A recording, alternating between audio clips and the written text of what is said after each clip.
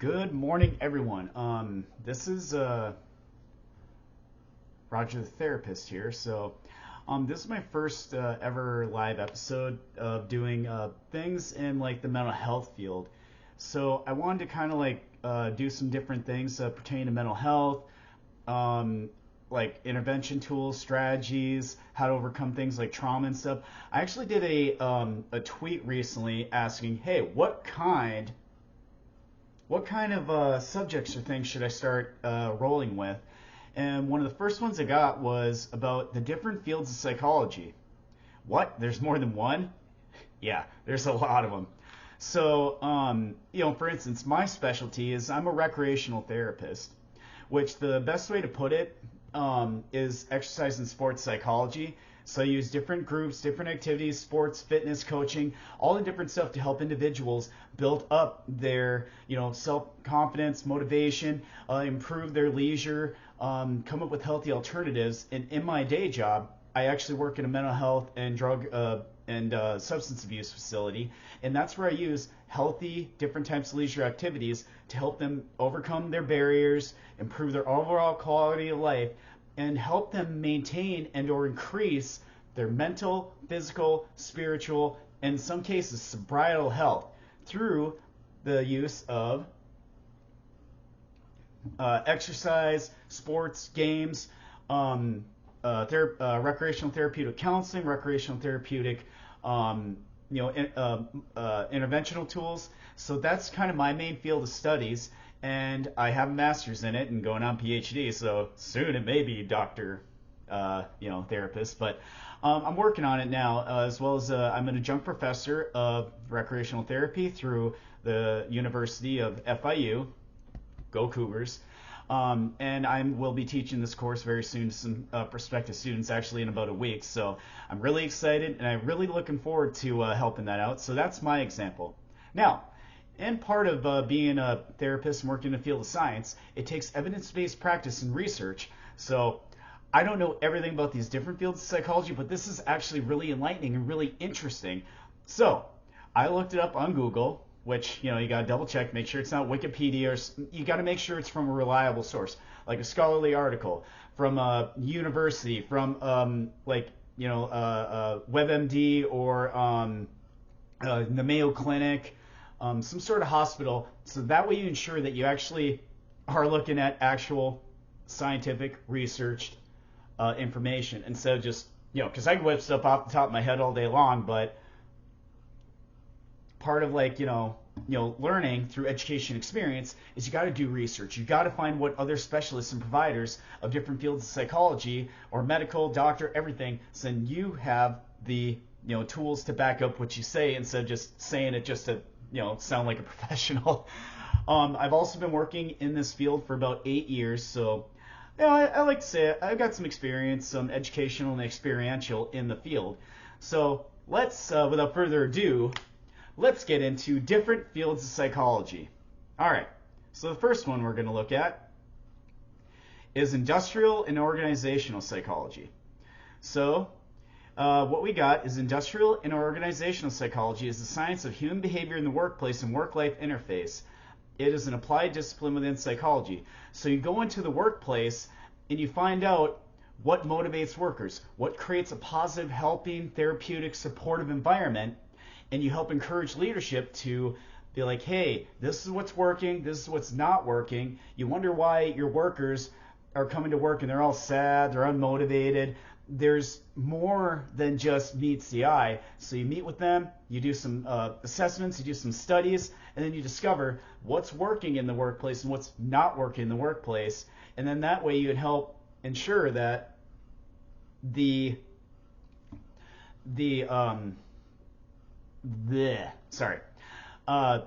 overall morale, how to improve morale, because morale leads to better, happier workers, and when you have better and happier workers, they're going to be more productive, they're going to be more motivated, they're going to come up with better ideas to help improve the workplace, and thusly increase productivity, which increases profits, so on and so forth, and it makes the CEOs, so it's a very important field in the workplace. All right. Next, we've got social psychology. In social psychology, is the scientific study of how thoughts, feelings, and behaviors are influenced by the real or imagined presence of other people by social norms. So, social psychology, which is a little side hustle that recreational therapy dabbles into a bit, is you're studying different things like thoughts and feelings and behaviors and knowing what's acceptable and what's unacceptable in a psychosocial setting. So you take a look. Let's say, for instance, let's say a person is, let's say they have let's just say a borderline personality disorder, where you kind of bounce up around all around the ground and having different types of personality traits. So what you do is you meet with the individual and you do a therapeutic like meeting. You do the assessment, all that stuff, and you help them identify what's wrong. What are they doing that's considered socially unacceptable? And what you do is you help educate them. Okay, you can do different things. You can do like role playing, for instance. So let's say a person that is unbalanced emotionally with reaction to a situation. You do a hypothetical. Hey, I just got told that my car broke down. An old person with uncontrolled emotional response would be like, oh God, it's the end of the world. Freaking, oh my God, I should kill, And what you do is you help them identify that inappropriate response and behavior and get them to realize that, you know what, maybe there's a better way to deal with this. So you can do different sessions. You can do didactic, you can do cognitive behavioral therapeutic intervention, and with that, you help them identify what's like the more societal acceptable response. So then you restart again, and you help them desensitize from their old behaviors and help them, you help train them to have newer, more acceptable behavioral responses. So, throughout the therapy and sessions, you help them accomplish the ability to maintain emotions and behavioral responses to like traumatic events. So, oh no, my car broke down. You know what? This stinks, but I'm going to come up with a way to help with this. I'm going to, call a mechanic. I'm going to take some classes, learn how to fix it myself, and take care of it instead of just letting it just melt you down. Next field, developmental psychology. We got developmental psychology is defined as a scientific study of how and why humans grow, change, and adapt across the course of their lives. Originally concerned with infants and children, the field is expanded to include adolescence, adult development, aging, and the entire lifespan. So developmental psychology, which is I have a degree in, that's more kind of like studying the different behaviors, thoughts, attitudes, emotions, all that across the lifespan. Knowing about like what's it like to be a baby in all those areas. What's it like to be an infant or a toddler? You see where it's going. Progresses through teenager, through young adult, to middle adult, to late adult, to geriatric, to nearing towards the end of your life, and knowing the different types of attitudes, behaviors, and emotions that said individual will go through. And then in that aspect, if you are a specialist in that, and let's say you're doing therapeutic sessions with a rebellious teenager, you have the ideas and the education experience after years of practice and education that what's the more acceptable thoughts, feelings, and behaviors of that said population. In therapeutic sessions, you help that individual, usually patient-centered depending on the approach, you help them identify and overcome their barriers to be more acceptable in their age category, and what's more desired types of behaviors and responses. And then you help them, they're abnormal, you help them find that normal, happy spot. All right. Next, we got educational psychology. So, educational psychology is the branch of psychology concerned with the scientific study of human learning.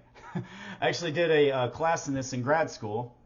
And so with human learning, you're learning how people learn. You learn about different ways people learn. What? People learn different ways, different paces, different learning styles? Yeah. I do this through assessment of the patients. I ask them, what type of learner are you? Are you hands-on? Do you like to grab onto things? Are you visual? Do you watch videos? Are you auditory? Do you listen? Are you kinesthetic, which is a variance of hands-on and you got to feel? Are you through do you watch someone else do it? I'm not the best with all the terms, but you watch, like, let's say you have inappropriate behavior, but you're watching a person vicariously appropriately responding to some situation, or educationally, you're learning how they learn. And you're setting up a certain way so that that person is going to be able to master the content in an educational setting, whether it's in school, in a mental health facility, whatever. You learn about how people learn, and then that way you do different activities, you do different approaches from a multifunctional approach. So in that way, if that person's a visual learner, you're going to teach them visually. If they're a hands-on learner, you're going to teach them hands-on. If they're an auditory learner, you're going to teach them auditorily. Or do they like reading? Teach them with text. And you cater that specific training plan to that individual so they will actually master that content and be able to apply it much more easily because you found out how they learn. All right. Behavioral psychology. Some Skinnerian stuff. Behavioral neuroscience, also known as biological psychology, psychology, or psychobiology, is the application of the principles of biology, the study of physiological, genetic, and developmental mechanisms of behavior in humans and other animals. So you're learning the biological makeup of that said individual, whether it be a person, cat, dog, whatever, and you're actually learning. You learn through education and experience of depending on what field you're specializing in. That is their biological makeup of how they learn, how they cognitively learn something and or behaviorally learn something, whether it's like humans, cats, dogs. And you learn different methods of how they learn best, because different animals have different learning styles, like humans. Even cats, dogs, dolphins, whatever, can be like, wait, they're more of a tactile learner, they're more of a visual learner, they're more of an audio learner. And what you do is through their biological makeup, you cater to that type of learning ability, and based off their biological makeup. I try to put it, I'm sure there's more to it, of course, but that's just kind of the gist of what it's about. And I'm not and that's the thing, we're always learning. I'm always learning.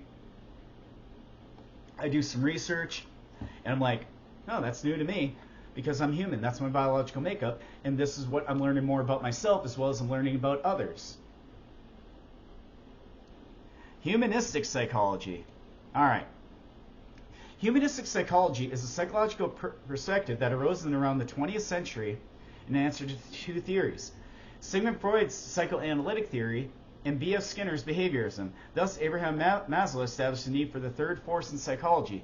So that's kind of like humanistics. It's the study of how different psychologists and specialists in psychology, behaviorism, so on and so forth, their different theories and theoretical perspectives of how people learn, behave, so on and so forth.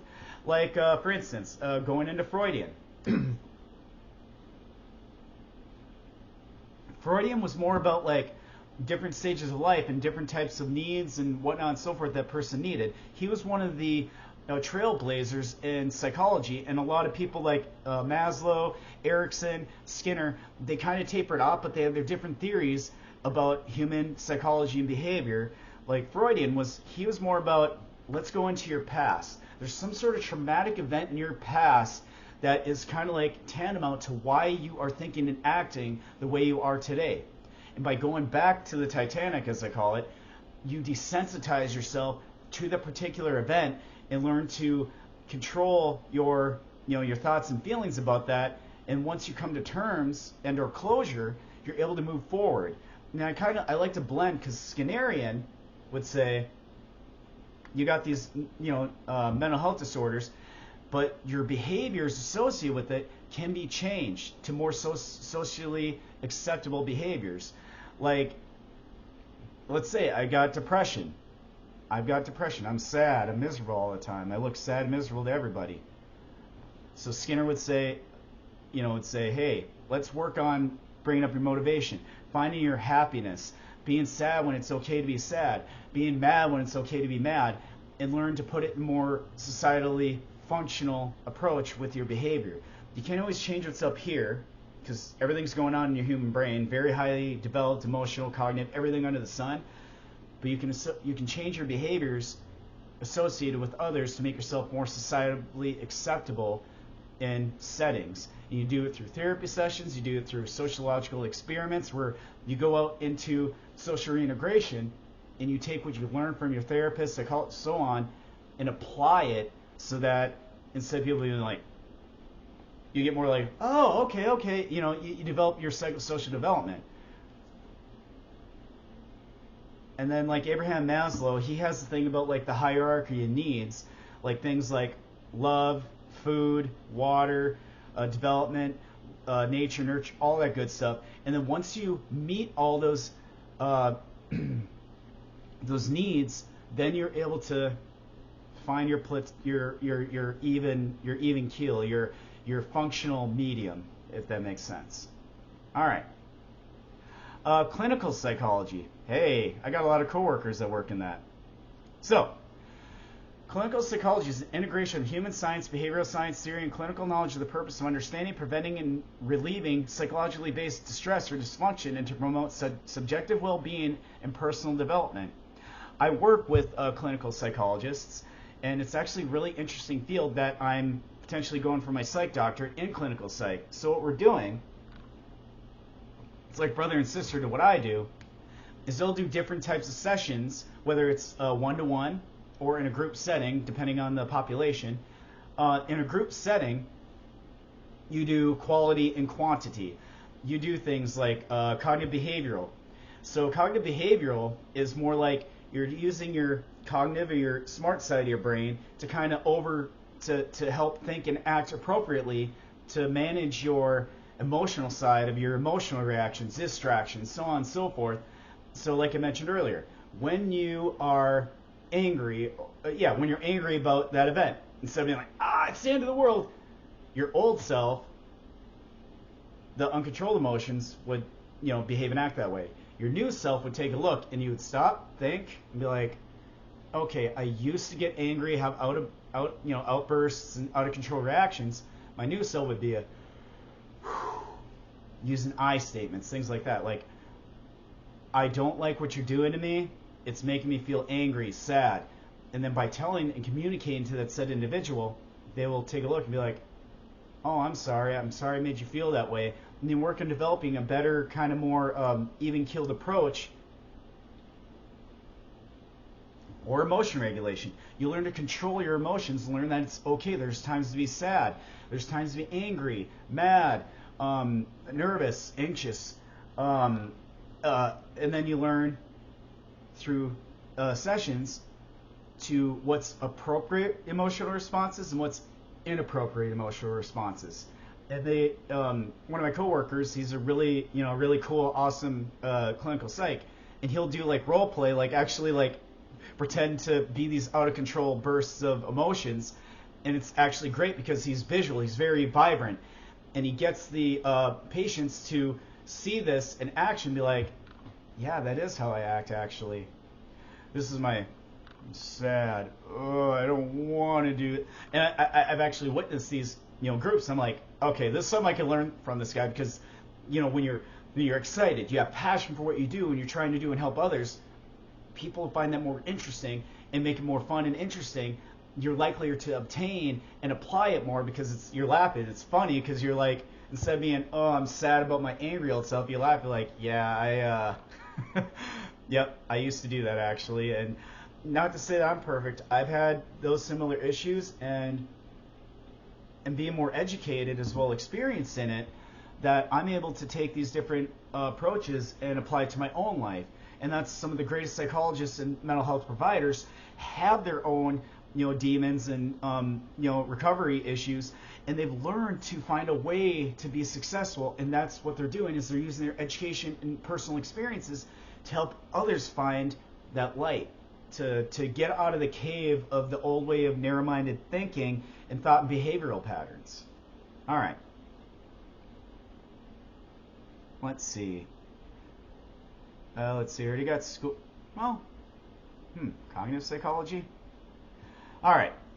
Cognitive psychology is a scientific study of mental processes such as attention, language use, memory, perception, problem solving, creativity, and reasoning. Hence, I mentioned cognitive behavioral.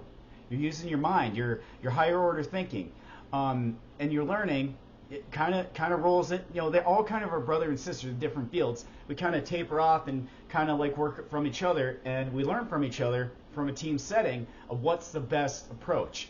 Evidence-based practice.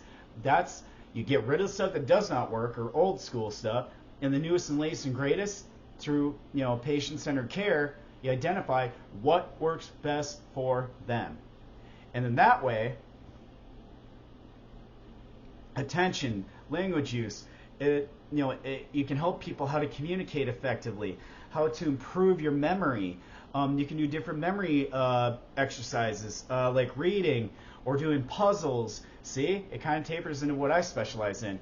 Cognitive maintenance to help improve your memory, improve your short-term and long-term memory, because your short-term memory is like, it might work, it might not catch, and then the next day you're like, what was that again?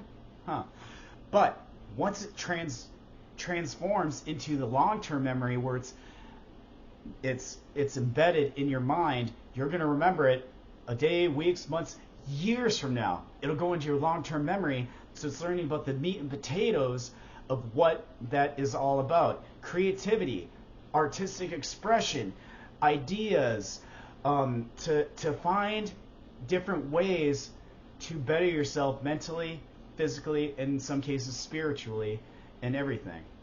All right. Sports psychology. Here we go. Sports psychology. School psychology. Whoops.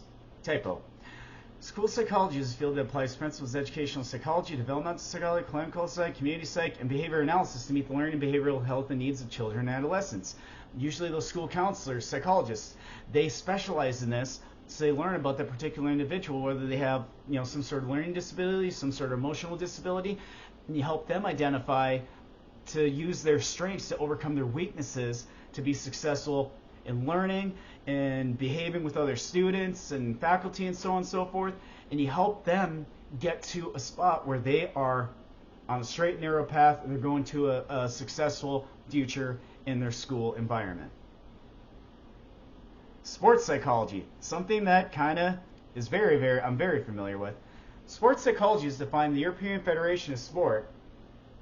It's a study of the psychological basis process that affects the sport. Otherwise, sport is considered of any physical activity where the individual engages for competition and health. That's kind of, brother and sister to what I do. Things like competition, learning how to, in order to, like for instance, like let's say you want to become a 300-point bowler.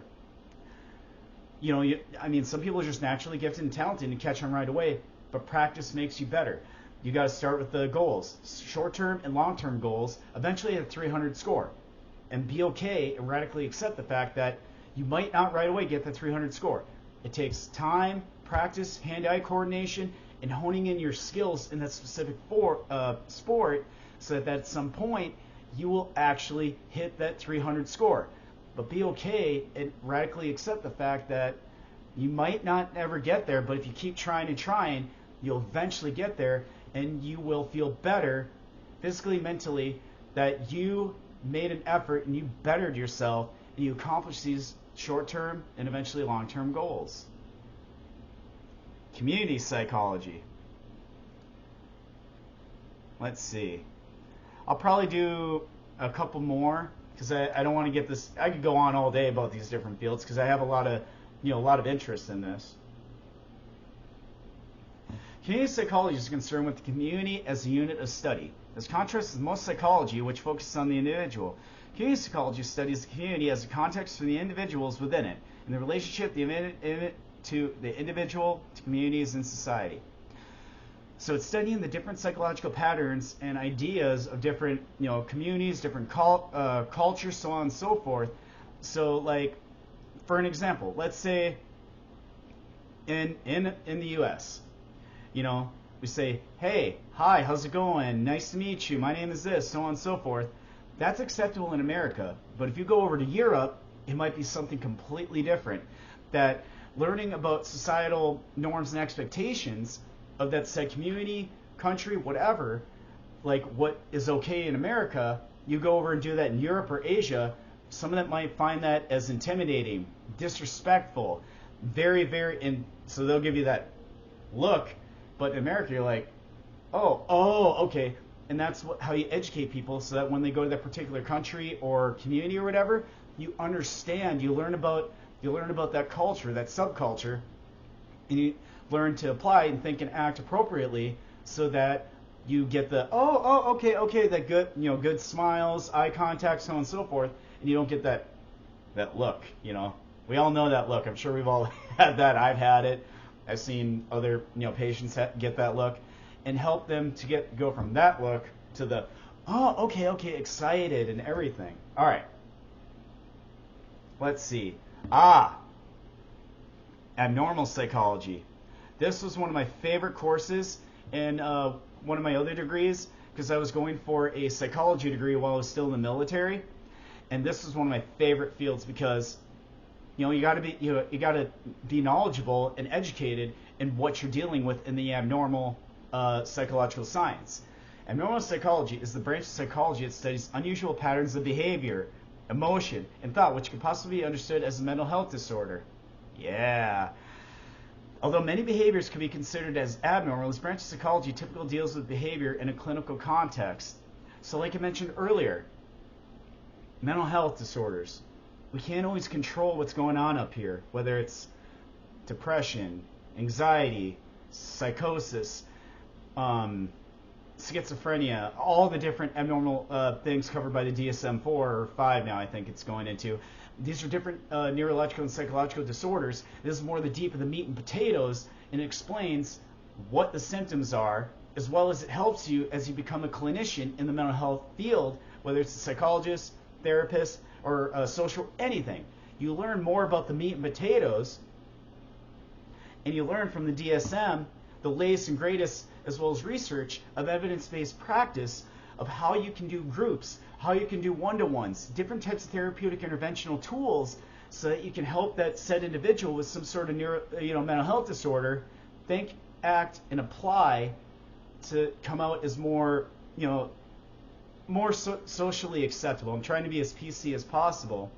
That way, instead of getting that look from individuals because you had an outburst, you had a tick or whatever going on, you'll learn and sensitize to thinking and acting more appropriately, and overcome your barriers that may have been created from your neurological or psychological disorders. It's a really interesting field, and when I find out about all these different abnormal mental health disorders, I always love that field. Is I have a passion for it, and I find it interesting because years later I'm just like, oh, that person definitely does have, they're definitely bipolar or psychosis, so on and so forth. It's really fun and interesting. So, if you're going to the mental health field, really good course. I highly recommend it. So in that way, instead of, if you work in a mental health environment, you won't be shocked by, oh my God, why is this guy? Now you know why they're doing that.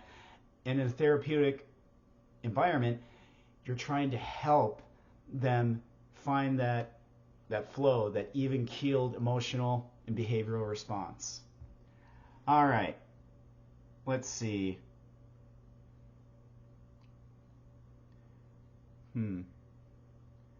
All right. Counseling psychology. This is one of my favorites. This is the last one I'll cover for this session. There's a bunch of them. We got applied psychology, comparative, evolutionary, environmental, clinical psychologist, which is kind of what I'm aspiring to be. So let's go into counseling psychology. So, last but not least, counseling psychology, which is something I can dabble in because I'm a hybrid therapist, I guess. So I got a bit off a little bit of all the different mental health and medical pieces, because I learned a little bit of everything in my specialty. Counseling psychology is a psychological specialty that began with a focus on vocational counseling, but later moved its emphasis to adjustment counseling and then expanded to cover all normal psychology, psychotherapy. So that dabbles back into what I was mentioning about the clinical psychologist I mentioned earlier, is that you learn through counseling in groups. You help either that said individual through counseling sessions. you help them identify what they're doing wrong behaviorally, mentally, whatnot, and so forth, so they learn. And they, like I mentioned earlier, let's say, for instance, I like to do examples because, experiential. I gotta, make a reference to what this is like in a real mental health setting. Let's say that person has, outbursts. Let's just say outbursts of like anxiety reactions, like the country music song, your truck died, your dog died, your girlfriend left you, and you just turn this anxiety mess, and you're just like, I can't deal with it. What a counselor would do would sit them down in either a one-to-one or in a group setting, more bang for the buck, and get them to identify these reactions that was their old self when they're emotionally and psychologically unbalanced, and be like, oh yeah, and then help educate them that why this is not acceptable in society, depending on which environment you're in, and getting them to identify that through education and one-to-one sessions, and how to take these different therapeutic and developmental sessions to give themselves goals. And so, like, let's say the goal is I will have 1 to 2, I used to have 10 panic attacks a day. Let's work on a goal of have less panic, let's say 5 panic attacks a day. And then these breathing exercises, learning to just be like, and doing self-psychology, self-talk, being like, I'm okay, I'm safe, nothing's hurting me, I'm safe environment, nothing's going to hurt me. And then that way, you use the cognitive side of your brain to, instead of right away you're emotional, being like, oh my God, you're like, wait a minute, is this hurting me? No? And you do deductive reasoning, which is philosophy, which most psychological doctorates or PhDs is doctorate of philosophy. You use deep, positive thinking and deductive reasoning to deductively reason your way out of what you would normally have an unbalanced emotional, psychological response to stuff. So, back to like I was mentioning about the panic attack or the anxiety attack. You ask yourself, okay, this person that said something that really put me in a panic attack, is it physically hurting me? No. Am I going to, should I be let me lose sleep? No. Maybe just be like, oh well, it's okay, move on to something else, or divert yourself, or breathing exercises, self-psychology. It's literally training people to be their own therapist, their own counselor, their own psychologist, and help them identify what's considered inappropriate response and what's an appropriate response to any said situation with anger, anxiety, depression, so on and so forth. So in that way, they'll be able to, once they've done it enough and desensitized from their old behaviors and went into a new, more acceptable behavior, that's when you and the therapist, psychologist, social, whatever, can conclude, and of course you encourage them. You get them to help identify what they're doing wrong and help them learn how to do it the right way instead of their old way. And then that way, come when they're released from treatment or from that session, they take everything they learned from that session or sessions and apply to their life. And then they come back like a few weeks or a month later and they tell that said psychologist, social, whatever, hey, this actually worked. I only did 5 panic attacks, or I did 3. That's what you do. You applaud them. You encourage them for accomplishing these said goals. And if they don't accomplish their goals, you help them identify, okay, tell me a situation this happened, and what did you do? Well, this person did this, and it, what did we talk about? Oh, yeah, I'm not supposed to do that. They're learning. They're applying. They're using their cognitive side to apply it and make themselves more socially acceptable. And with that, folks, that is the gist of the different fields of psychology, the few of many. So, and of course, do not take this as mental health advice whatsoever, because, yeah, we don't want to get sued. I'm doing this to help educate people in the different fields. Whether you're an individual with mental health disorders that wants to learn about the different fields of how it can maybe apply and help you, so all of those that are going into the psychological fields as students, there's so many ideas, so many different theories, so many different approaches. I encourage each and every one of you, do your research. Take a look online, Google, or if you go to a university to learn in person or online, hybrid. So many ways to learn about the different fields of psychology. This is Roger the Therapist saying, have a great day and take care of yourselves. You guys are awesome and amazing, and never stop learning. Never stop learning something new. Take care.